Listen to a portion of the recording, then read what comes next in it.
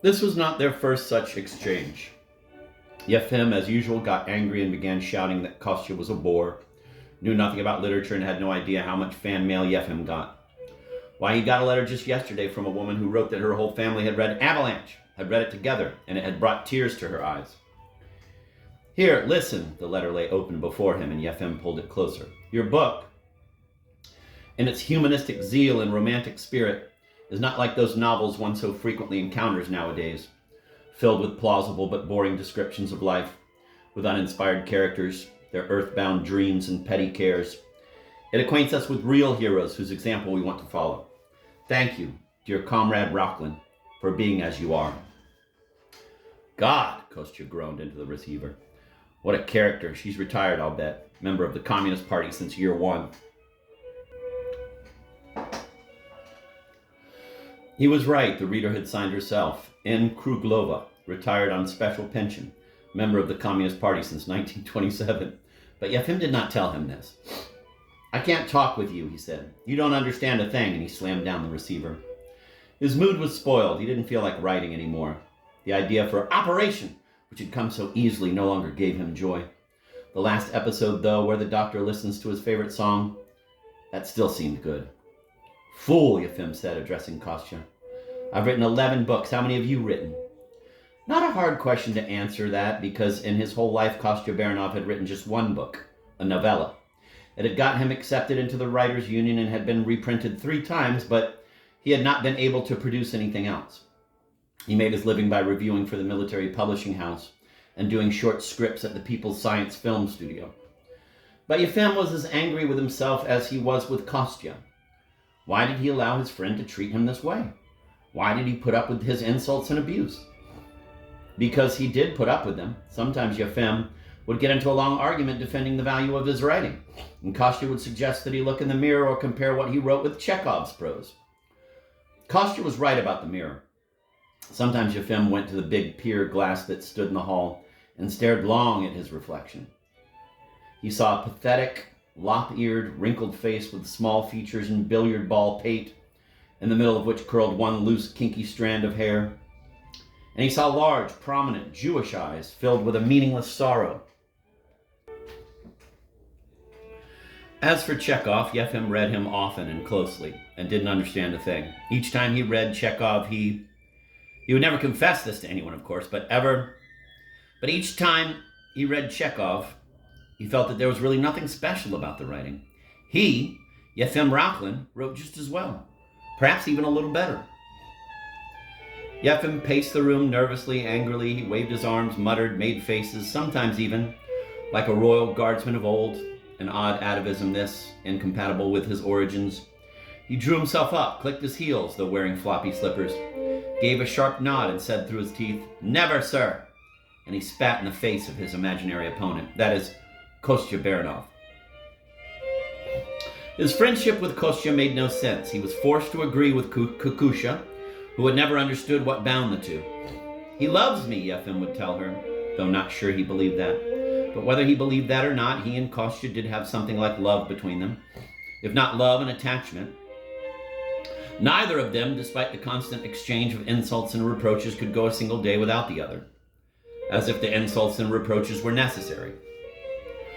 Yefim would have to sever all relations with Kostya. Yes, he had made up his mind, as he had made up his mind 1,000 times before, and immediately felt relieved. He was not alone, after all. He had his beloved wife, he had his beloved son, he had his beloved, albeit prodigal daughter. She had left, but she was still his daughter.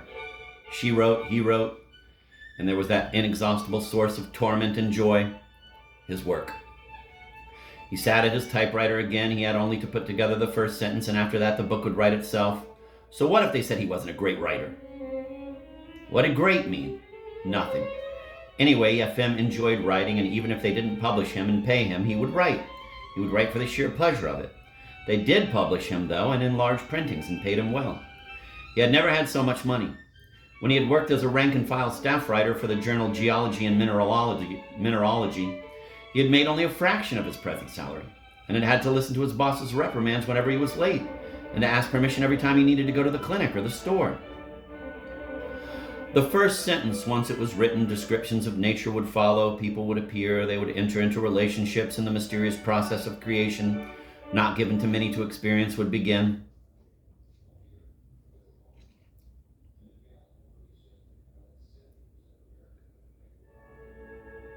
Regaining his composure, Yefim typed. Captain Kolomietsev stood on the bridge, casting a dreary eye on the raging storm. Towering waves loomed and hurled themselves, one after the other, at the mighty breast of the ship like desperate kamikazes.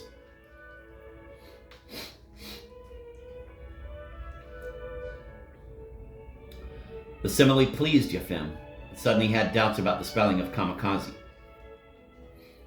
Was it kamikaze with an I or kamikaze?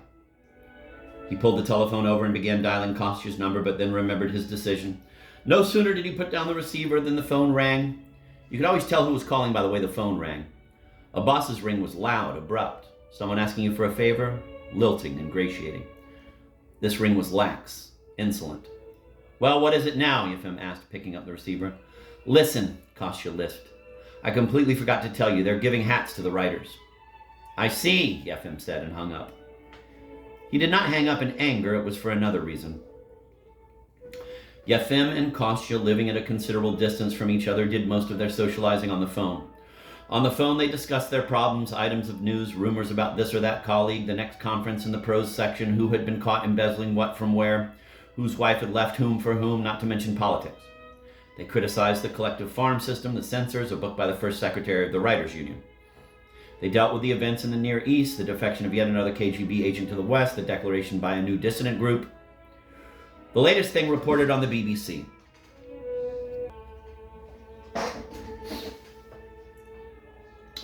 But in case anyone listened in, and that was to be expected, they had developed over the years an elaborate system of code words. If, for example, Yefim told Kostya that according to Brother Boris in London, they would be getting a large shipment of aperitifs, Kostya knew immediately that aperitifs meant operatives and Brother Boris meant the BBC. That, in other words, a large group of Soviet spies was being expelled from England. Both, of course, were gladdened by this news, as they were gladdened by any embarrassment or setback to the state, the same state for which the heroes of Yefim's books risked their lives and were even willing to part with various body parts. Or if, for another example, Kostya called and said he had some fresh veal for him. Yefim immediately ran out, grabbed a taxi, and set off for the distant sticks of Belyevo-Bogorodsko. Not because his mouth watered for a chop or a roast.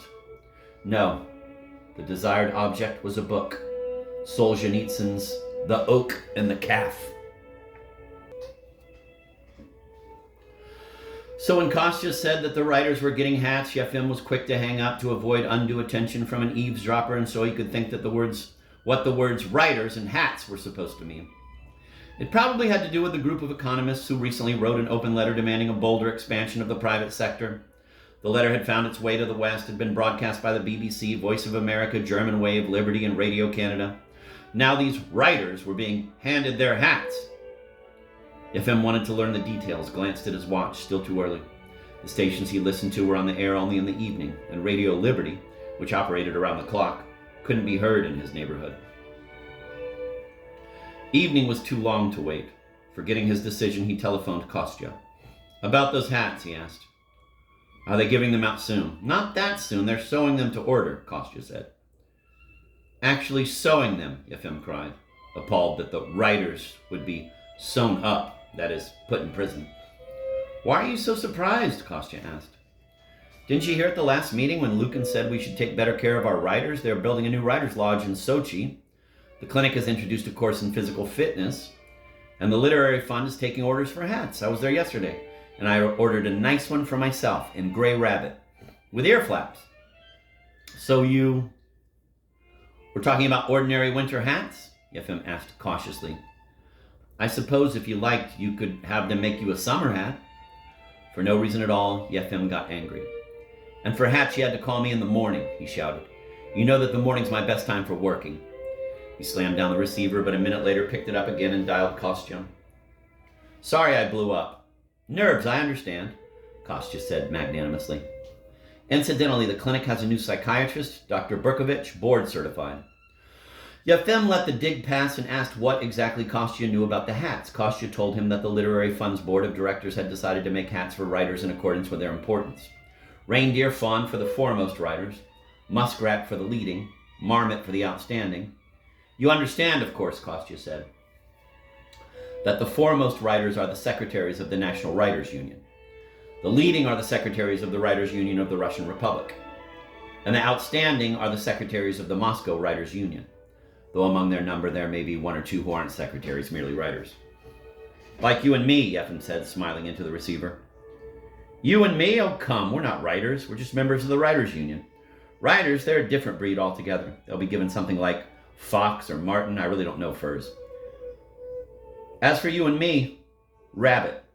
Rabbit fits our rank.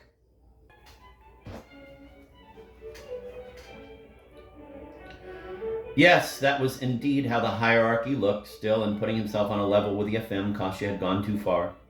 But Yefim said nothing because, on the whole, Kostya was right. Yefim may have written 11 books, but even if he had written 111, he would still be put at the bottom of the totem pole. Still be given the worst rooms at the writers' lodges, denied a subscription to the magazine America, and not have his photograph appear on his birthday. As for the hat, well, of course he would get the cheapest. But this had its advantages. No one would envy him, no one would covet his place, and he could quietly continue to turn out novels about decent people.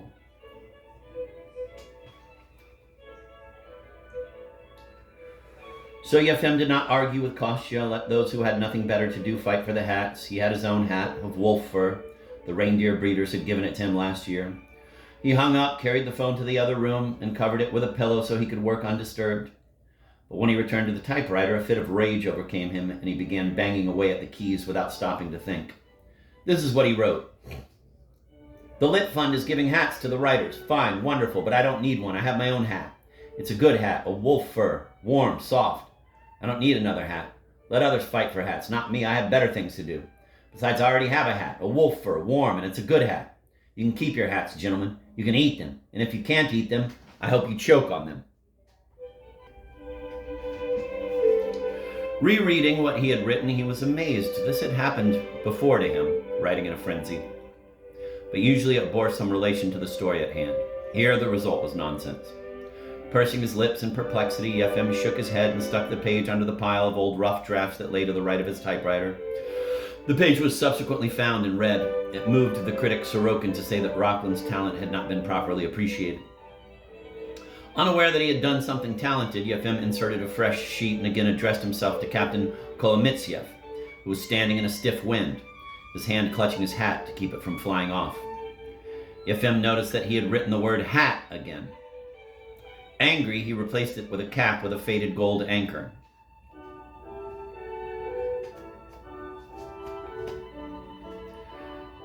Captain Kolomitsev then stood in a stiff wind, his hand clutching his cap with a faded gold anchor. Much better, but now Yefim had to bring in the main hero, the ship's doctor.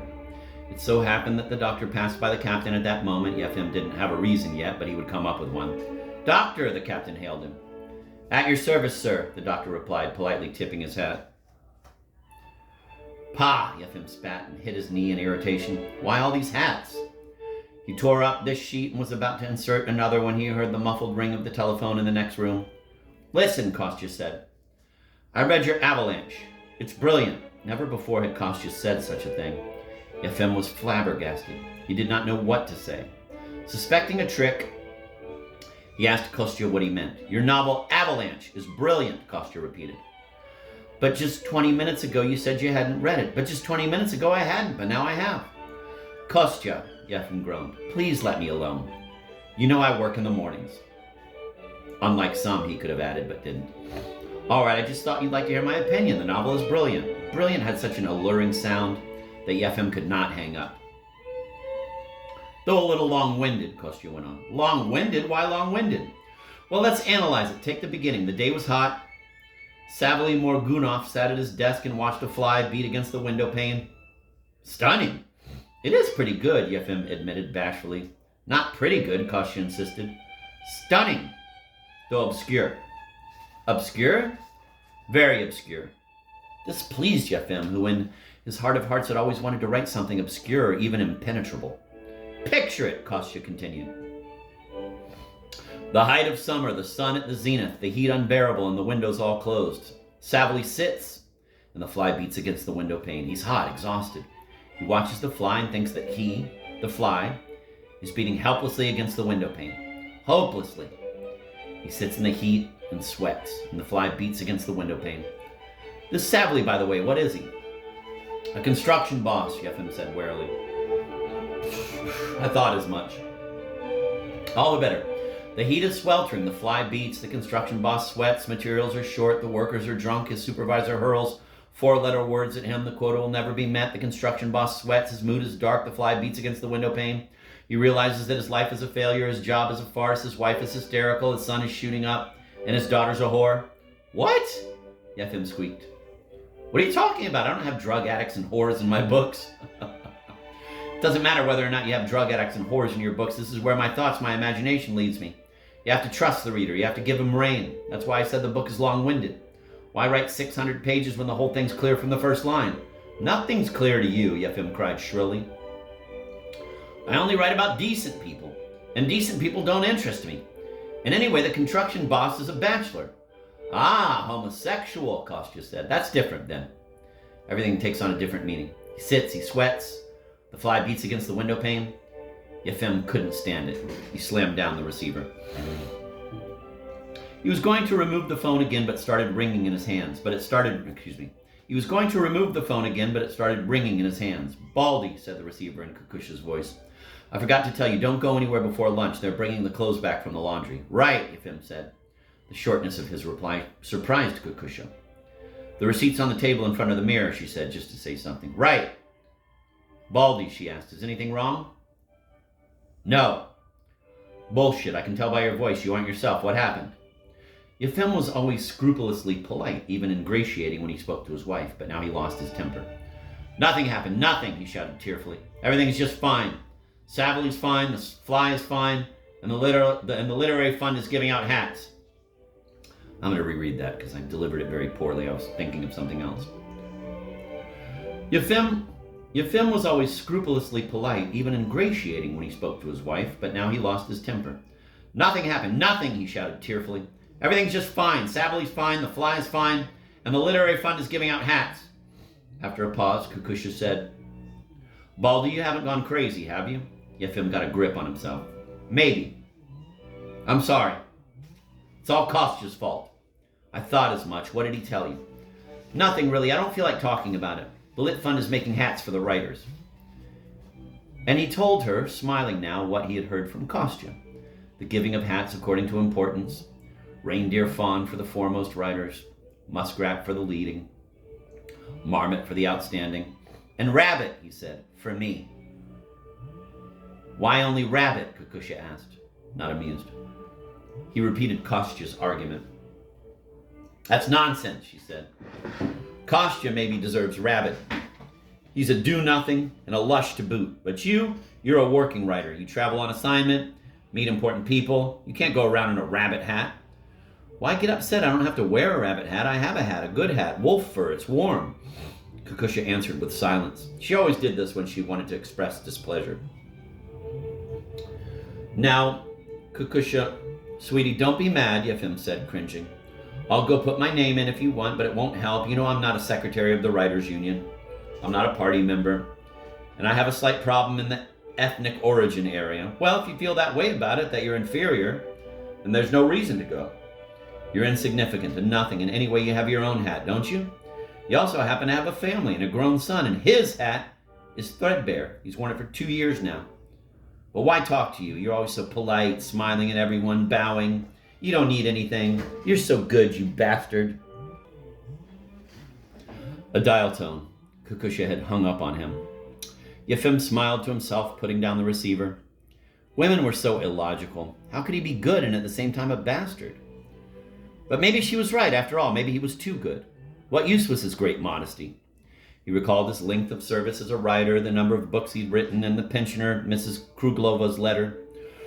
With a sigh, he took the page with the unfinished description of Captain Kolomytsov out of the typewriter. It looked as if he wouldn't get much done today, and quickly composed a letter of appreciation. He enumerated his 18 years, 11 books, and government decorations, then added that he often went on distant assignments, including the regions of the far north where a hat must be worn, and met with people of fearless professions as well as local leaders, so the hat should be worthy of a writer from the capital. For good measure, he mentioned his tireless community work as a member of the Commission on Adventure Literature. The application filled a whole page and concluded with a request that they, quote, accept an order for headgear made of, end of quote. Here he stopped. He couldn't put down a fur reserved for the foremost, leading, or outstanding, and on the other hand, he didn't want to limit the authorities' choice to marmot, so he wrote vaguely, quote, of quality fur, end of quote. Before Yefim set out for the Literary Fund Co-op, he received a visit from the fairy tale writer Solomon Yevsherevich Fishkin, who lived 2 floors below. Fishkin came up in his pajamas and slippers to ask for a cigarette, to try out the plot of a fairy tale, and to share information about the trials of their neighbor, Vasya Tryashkin, poet and defender of the Russian national character against chemistry and Jews.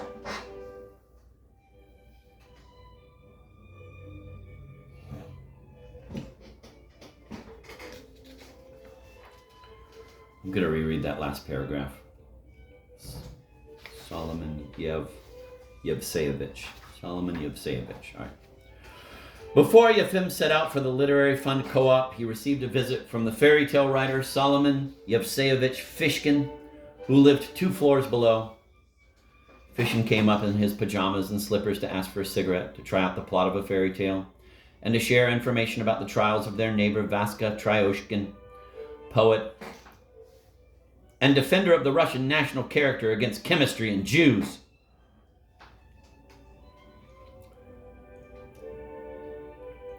Vasya was a tall, thin, morose man. His moroseness was caused by the fact that he felt he was surrounded, and he was indeed, by members of an ethnic group repugnant to him. Above him lived Rockland, below him Fishkin. On his left, the literary critic Axelrod, on his right, Professor Bloch.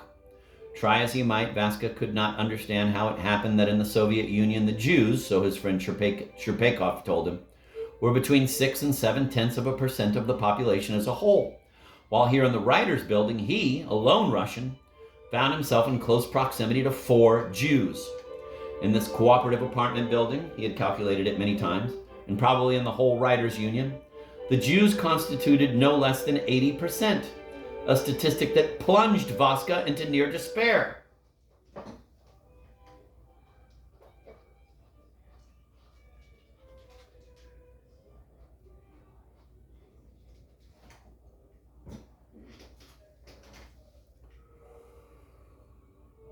Considering it his moral obligation to guard Russia from what he referred to in private as universal Hebraization, but in print, Zionization, Vasya sounded the alarm. He wrote letters to the Communist Party Central Committee, the Presidium of the Supreme Soviet of the USSR, the Writers' Union, the Academy of Sciences, and the newspapers.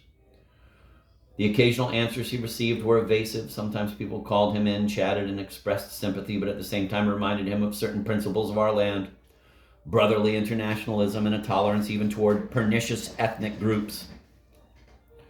The government's tolerance, in Vasya's opinion, had gone too far. The Jews, Zionists, with the aid of their Yid Freemason sympathizers, Cherpakov's phrase, had already seized key positions throughout the world and in our nation. Jews were elected as presidents and prime ministers, and leaders of other ethnic origins were made to marry Jewish women. Daily and hourly, the Jews were enmeshing the planet in the web of their universal plot.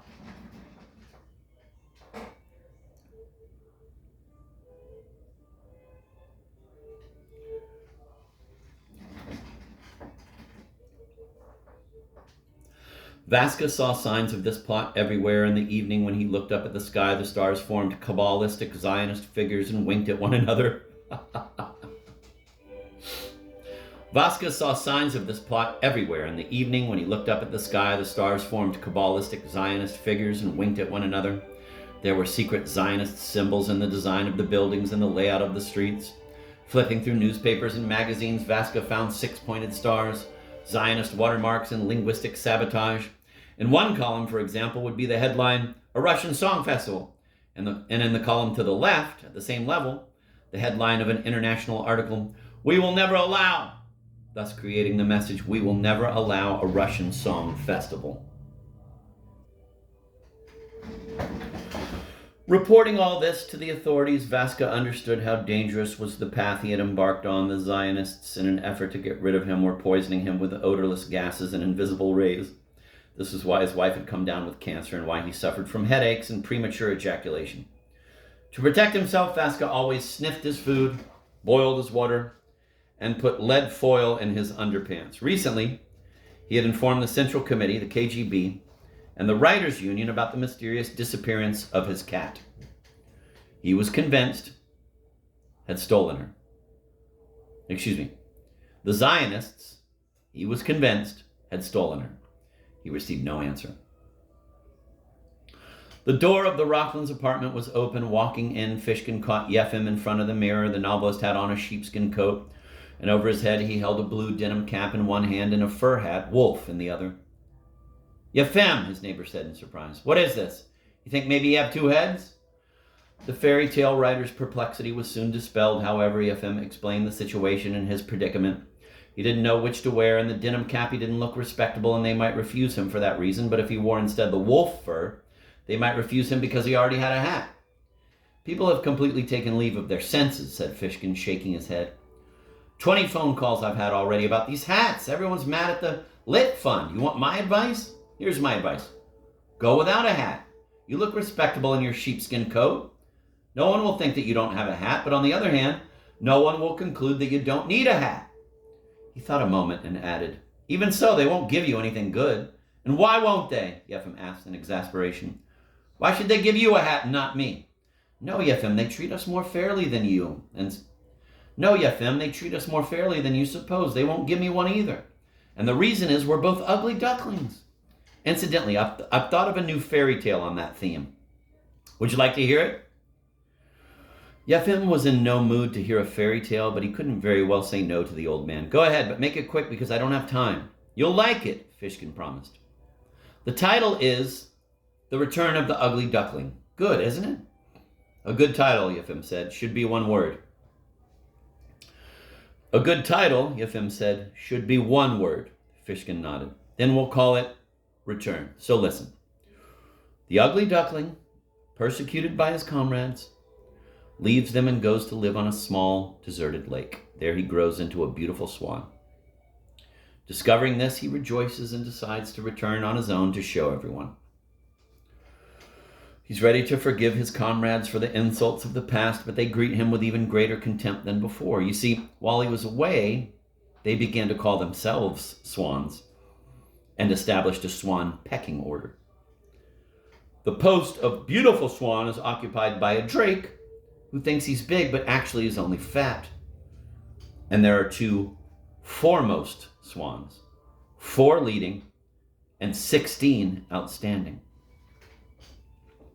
The rest are rank and file swans. Is this about the writers' union? Yefim asked. Why does everything have to be about your stinking union? Fishkin said indignantly, as though he himself did not belong to it. It's about people in general. Back to the story. When he hears all this, the beautiful swan says, All right, I'm not ambitious. I don't mind being like everyone else. I'll be a rank and file swan. At that, the ducks laugh scornfully. What a nerve, they say. All our lives we struggle to be swans, and he wants to receive the title for nothing. And some of the ducks say he's suffering from delusions of grandeur. But then they put their heads together and reconsider. After all, he is their own kind, a webfoot. They reflect and decide to grant him the position of ugly duckling. With a period of probation, Yefim said, chuckling. Exactly, Fishkin smiled. And he agrees? That I haven't figured out yet, Fishkin said. He probably doesn't. He probably returns to his lake, swims around there, looks at his reflection, and tells himself, though without conviction, I look more like a swan than they do. And the ducks? They are silent on the subject. They want to forget about the swan. They pretend he doesn't exist. Because if he does exist, then they have to call themselves something else, not swans.